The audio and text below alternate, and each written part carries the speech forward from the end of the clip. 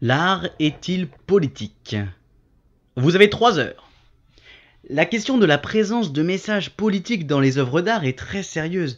De nombreux artistes aiment présenter leurs œuvres en vantant un message politique engagé ou non derrière. Mais qu'en est-il du théâtre?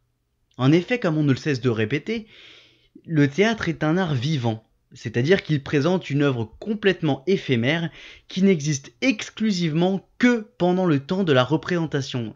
Et cela change beaucoup la question du message politique, car il se joue devant un public particulier et du temps présent.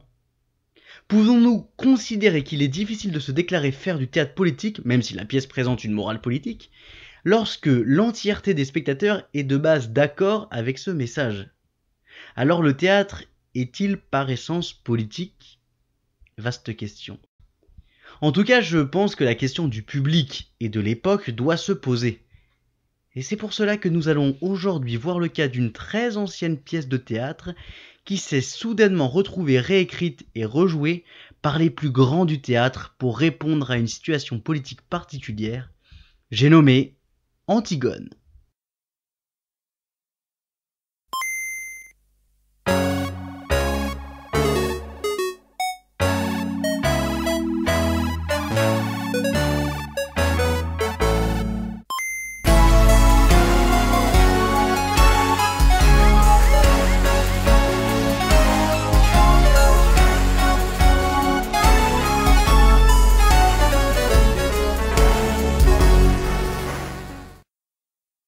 Notre histoire commence par la naissance de notre ami Oedipe. Bon, vous connaissez tous l'histoire, notamment grâce à ce fameux complexe utilisé par votre psy et votre famille pour parler de vous.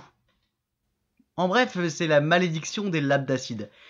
Oedipe, c'est le fils de Laios et de Jocaste. Un enfoiré d'oracle prédit que ce fils tuera son père et épousera sa mère. Alors du coup, Oedipe se fait abandonner mais survit et quelques années après, sans savoir qui sont ses vrais parents, mais conscient de sa malédiction, revient au bercail. En chemin, il rencontre... La rirette, la rirette. Il rencontre son père qu'il va tuer, sans le savoir. Il libère du terrible sphinx Thèbes et du coup peut se marier avec la reine. Du coup, il s'est fait niquer sa mère. Il le fait tellement bien qu'il fait pas moins de 4 gosses à sa mère. Et ouais, c'est les ch'tis à Thèbes, mon gars.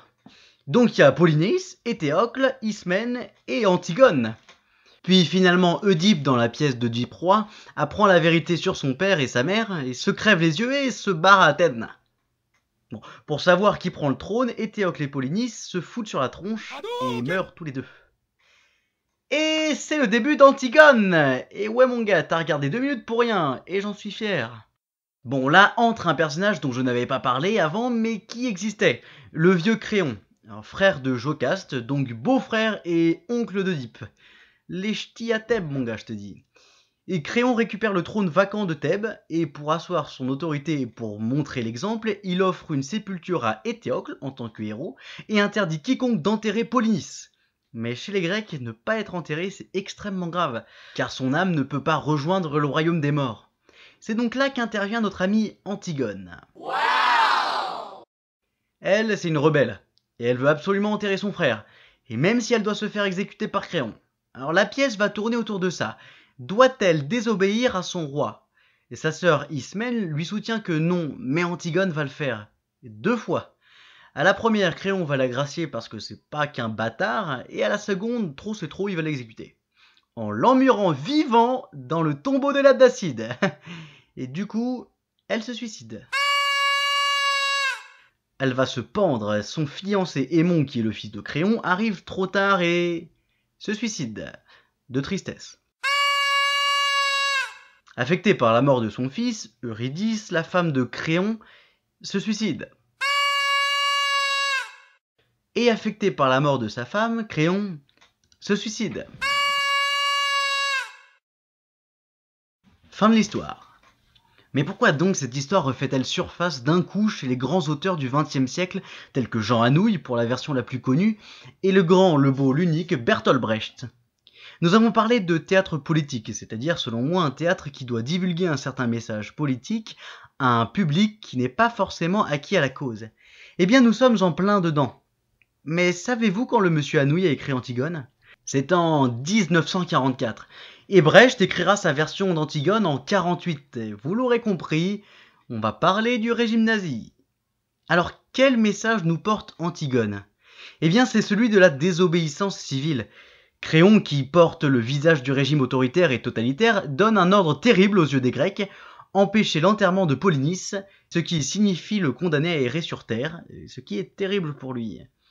Antigone ne veut pas se laisser faire, et bien qu'elle ne soit pas opposée au règne de Créon, elle ne peut admettre l'idée de lui obéir. Et bien qu'Ismène, sa sœur, essaiera de l'en empêcher, Antigone va activement désobéir à l'ordre de son roi en allant enterrer son frère.